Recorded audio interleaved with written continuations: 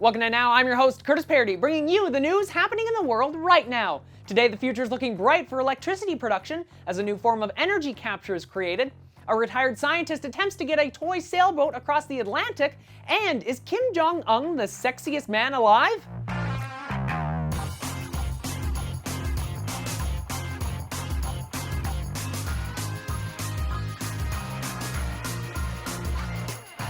So when it comes to media these days, it's always important to know what your source is and if it's credible enough to be trusted. I take this to heart every time I put together one of these shows, for example, because I'm here to give you the news, not to make up lies and spread them. A big part of this, of course, is checking the sources and to decide whether they're correct or not. If I were to tell you that I got a story from The Onion online, you'd probably instantly know that the story was a lie, but unfortunately, the China's Communist Party newspaper doesn't seem to understand what The Onion is all about. That's because recently they ran a story about Kim Jong-Un being the sexiest man alive. Kim Jong-un, of course, if you don't know, is the dictator of North Korea.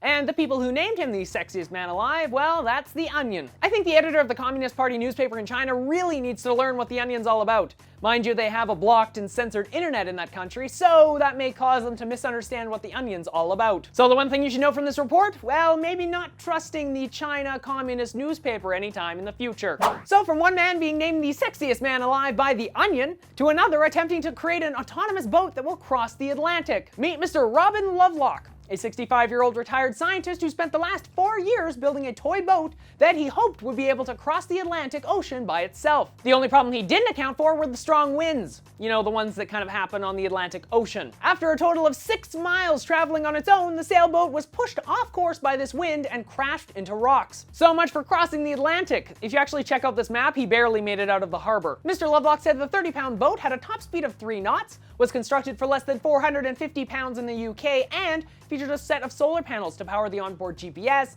a small computer, and a turbo which controlled the meter-high sails. Now, I'll give Mr. Lovelock the benefit of the doubt here since, you know, he was a NATO scientist, but I have a hard time imagining that 30-pound toy sailboat making it all the way across the Atlantic. Last time I checked, the boats that usually make it across the Atlantic are a little bit bigger. But hey, I'm not a scientist, I'm just someone with an opinion on the matter. But even with this poor start, Mr. Lovelock said he will be attempting this again in the future. At the moment, though, he is attempting to find his lost sailboat and getting it ready for trial number 2. I wish him all the best of luck.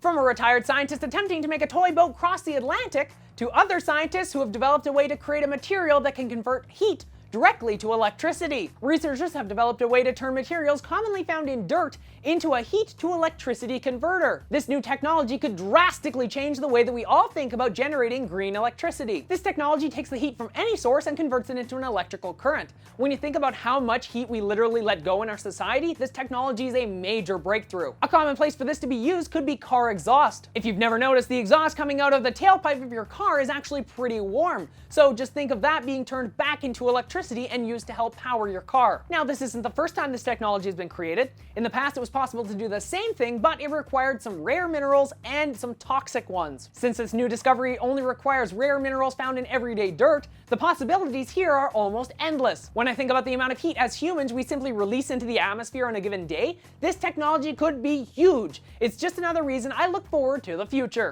And our last story of the day is a slightly scary one. It appears that 2/3 of pork products in US supermarkets are contaminated with fever-inducing bacteria. Consumer Reports found that 69% of all raw meats sampled in this study were actually contaminated with a foodborne pathogen. This pathogen can cause fever, cramps, and a bunch of horrible other things. The study also found that the pathogens were actually resistant to any type of antibiotic. So with this study coming out and making it more apparent that there may be something wrong with the way that we produce food, I want to know, how do you feel about the way food is produced in 2012? Do you trust what you buy in stores, or are you a little bit more wary?